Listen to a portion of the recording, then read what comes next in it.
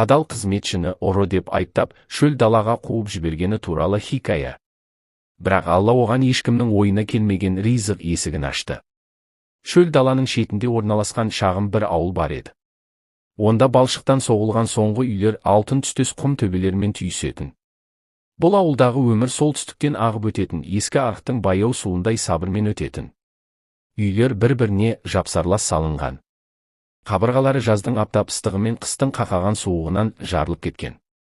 Төбелері ескі құрма жапырақтармен жабылған еді. Таңертең ерте тандыр нанның иісі бүкіл ауылға таралып, су себілген тар көшелердегі дымқыл топырақтың иісімен араласатын.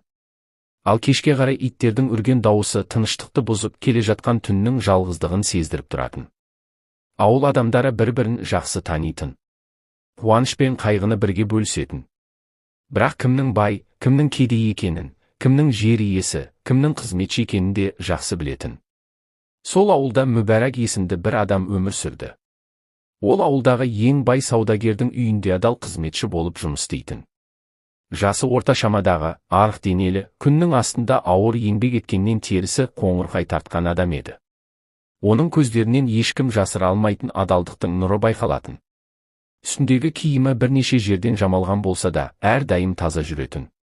Мүбәрактың бұл дүниеде адалдығы мен ар-намысынан басқа ештеңесі жоқ еді. Ол қожайынның үйінде тұтас 20 жыл қызмет етті. Таң намазына дейін оянып, бақшаны суаратын, малдарға жем беретін.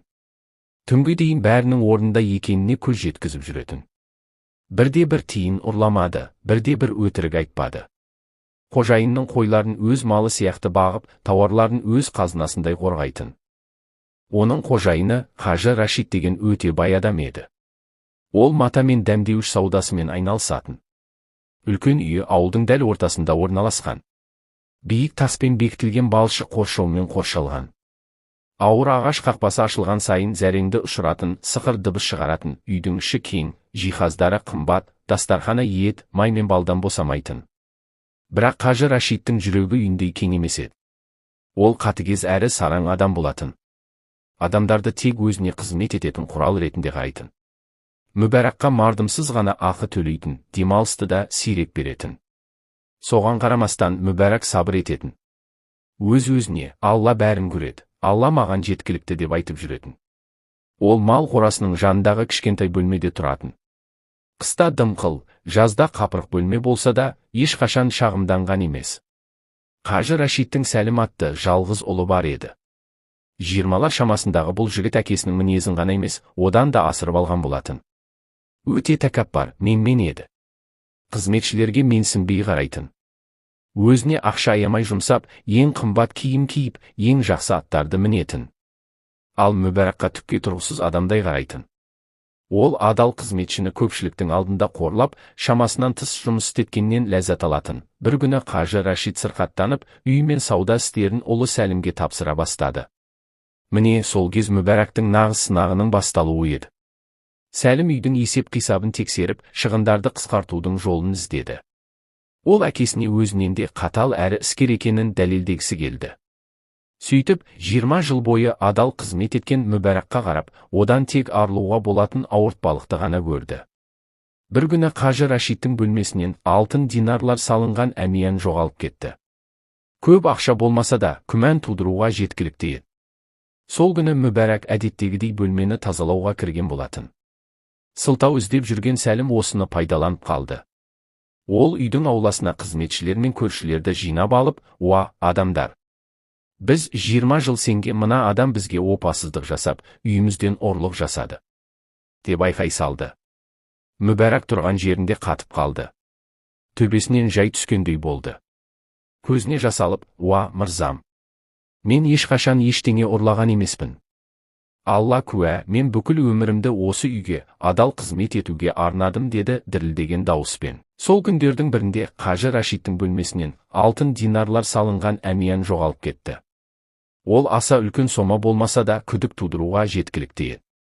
Мүбәрак сол күні әдеттегідей бөлмені тазалау үшін кірген болатын.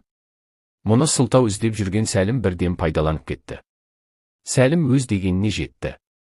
Ол өзіне керегін тапқандай болды. Үйдің ауласына ол қызметшілерді және көршілерді жинап алып, Мүбәракқа қолымен нұсқап тұрып айқай салды: «Уа, адамдар! Біз 20 жыл бойы сенген бұл адам бізге опасыздық жасап, үйімізден ұрлық жасады». Мүбәрак сол сәтте орнында тұрып қатып қалды. Бұл оның басына түскен ауыр соққыдай болды. Ол Сәлімге көз жасын тыя алмай қарап: «Уа, мырзам! Мен ешқашан ұрлық жасаған емеспін. Аллаға ант етемін, мен бүкіл өмірімді осы үйге адал қызмет етуге арнадым», деді дірілдеген дауыспен. Бірақ Сәлім оны тыңдамады. Ол әлдеқашан өз шешімін шығарып қойған еді. Оның ойынша Мүбәрак ұры, әрі бұл жағдай одан құтылуға жақсы мүмкіндік болатын. Сол арқылы ол қызметшінің ақысында үнемдеп, тіпті оның орнына ешкім алмауды да ойлады. «Енді бір ауыз сөз естігім келмей. Қазір бұл үйден кет. Енді бұл жерге қайтып келуші болма», деп айқайлады. Мүбәрак соңғы үмітпен Қажы Рашидке бармақ болды, бірақ оған мүмкіндік берілмеді. Сөйтіп, адал қызметші өз өмірін өткізген үйден әділетсіз түрде қуылды. Ол ештеңе ұрлаған жоқ еді, бірақ тағдырдың ауыр сынағы мен адамдардың әділетсіздігі оны шөл даланың шетіне қарай итеріп жіберді. Сәлім үйдің ауласында тұрып, қызметшілер мен көршілерді жинады да Мүбәракқа айыптаушы саусағын шошайтты. «Уа, адамдар!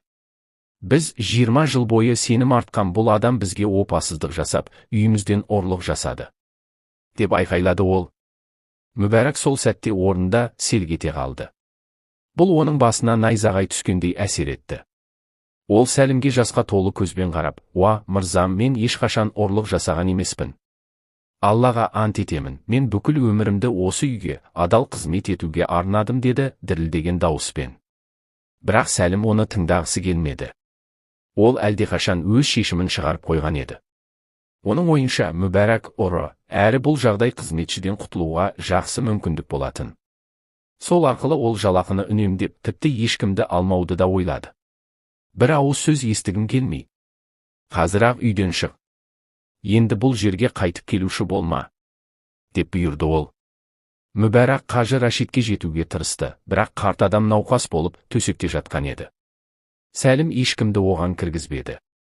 Мүбәрак көршілерден көмек сұрамақ болды, бірақ ауыл адамдары Қажы Рашид пен оның ұлының қаһарынан қорқып, оған араша түсуге батпады.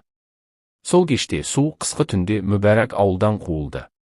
Аспанды қара бұлт қаптап, жел көшелерді ұлып тұрды. Ол өзімен бірге аз ғана зат алды: ескі киім, кішкентай Құран, бір кепкен нан. Ол тар көшелермен жүріп келе жатып, бүкіл әлем оған тарылып бара жатқандай сезінді. Бірнеше үйдің есігін қақпақ болды, бірақ бәрі есіктерін тарс жапты.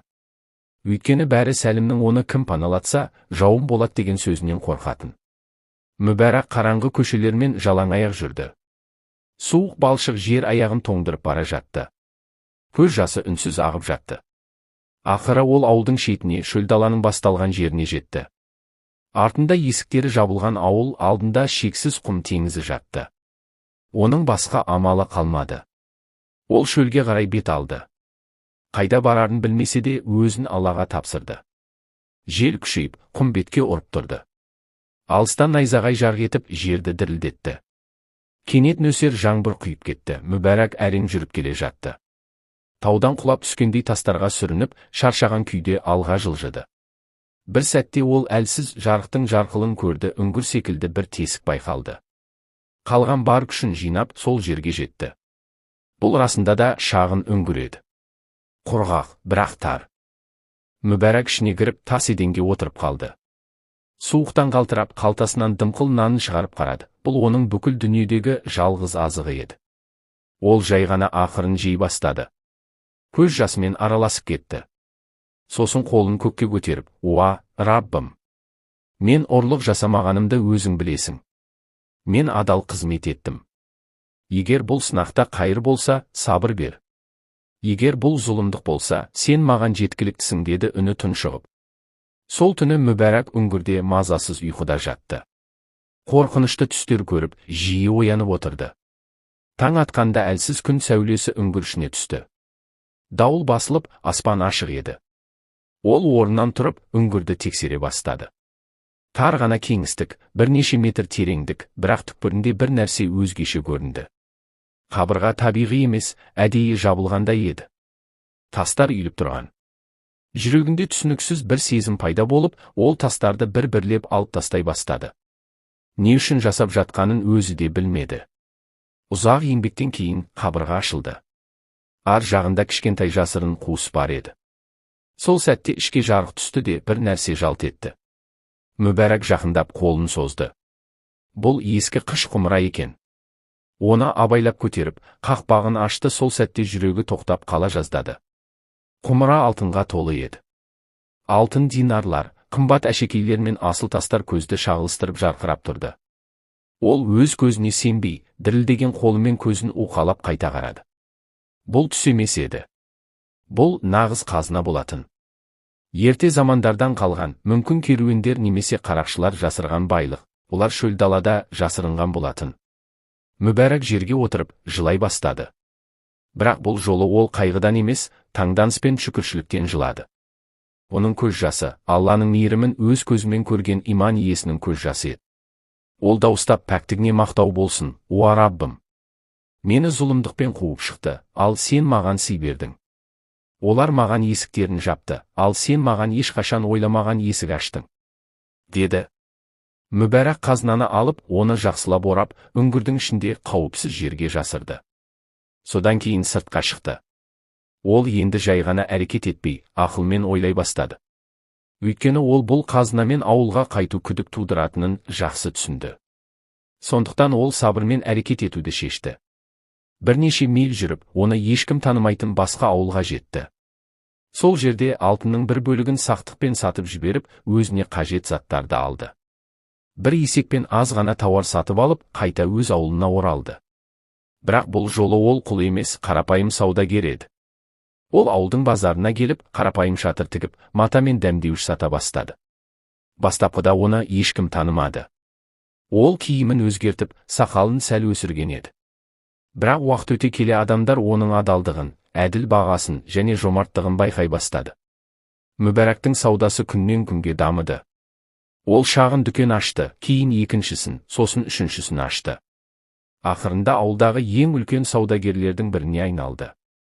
Ол ауылдың шетінде үлкен үй сатып алып, кедейлерге көмектесіп, аштарды тамақтандырып, мұқтаждарға жәрдем беретін болды. Ал Қажы Рашид пен Сәлімнің жағдайы керісінше күннен күнге нашарлай берді. Мүбәрак кеткен соң, Сәлім адал қызметшіні таба алмады. Келгендердің көбі ұрлап немесе жұмысты дұрыс істемейтін болды. Сауда құлдырады. Қажы Рашидтің байлығы азая бастады. Ауруға шалдыққан қарт енді тек үнсіз отырып, ұлының қателігін көруге мәжбүр болды. Ал Сәлім тәжірибесіздігі мен менмендігінің кесірінен үлкен шығындарға ұшырап, кейбір мүліктерін сатуға мәжбүр болды. Бір күні Қажы Рашидтің үйіне бір адам келді. Сәлім есікті ашты. Алдында сәнді киінген, жүзі нұр шашқан бір саудагер тұр еді. Сәлім оны бірден танымады. Бірақ әлгі адамның дауысы таныс еді. «Ассалаумағалейкум, мен Мүбәракпын», деді ол. Сәлім орнында қатып қалды. Оның көз алдында бір жыл бұрын қуылған қызметші емес, бай әрі беделді саудагер тұрды. Шатасып қалған Сәлім, «Мүбәрак, сен не үшін келдің?» деді. Мүбәрак сабырлы жымиып, «Мен Қажы Рашидті көруге келдім», деді. Ол ішке кіріп, қарттың бөлмесіне жетті. Қажы Рашид төсекте әлсіреп жатқан еді. Оны көргенде көзіне жас келді. «Мүбәрак балам, кешір мені», деді қарт дірілдеп. «Ұлым сені әділетсіз айыптады, мен әлсіз болдым, қорғай алмадым. Сен бізге 20 жыл адал қызмет еттің». Мүбәрак оның қолын ұстап, «Алла кешірсін, Қажы. Мен сізді кешірдім. Бұл сынақ маған Алланың ризық беретінін, және зұлымдықтың мәңгі емес екенін үйретті», деді. Сосын ол қалтасынан алтын салынған бір дорбаны алып, қарттың қолына берді. «Мынаны алыңыз. Сіздің саудаңыз әлсірегенін білемін. Осыны пайдалы іске жұмсаңыз. Бұл сізге де, ұлыңызға да қайырлы болсын». Қажы Рашид көз жасын тоқтата алмай жылады. Ал Сәлім тізерлеп отырып, «Мені кешір, Мүбәрак. Мен саған зұлымдық жасадым, мен ақымақ болдым», деп еңіреп жіберді. Мүбәрак оған қарап, «Алла сені кешірсін, Сәлім, бірақ есіңде болсын, зұлымдық тек кешіріммен бітпейді. Ол шынайы тәубемен және дұрыс іспен ғана түзеледі. Адамдарға әділ бол, өйткені ризық беруші Алла», деді. Содан кейін ол үйден шықты. Оның жүрегінде кек те, мақтаныш та жоқ еді. Тек терең шүкіршілік пен тыныштық бар еді. Мүбәрак өмірінің соңына дейін ауылда сүйікті, құрметті саудагер болып өмір сүрді. Ол сол бір дауылды түнді ешқашан ұмытпады. Әрқашан Алла қиындықтан жеңілдікке, зұлымдықтан әділдікке шығарады. Сабыр еткен құлын ешқашан ұмытпайды деп айтатын.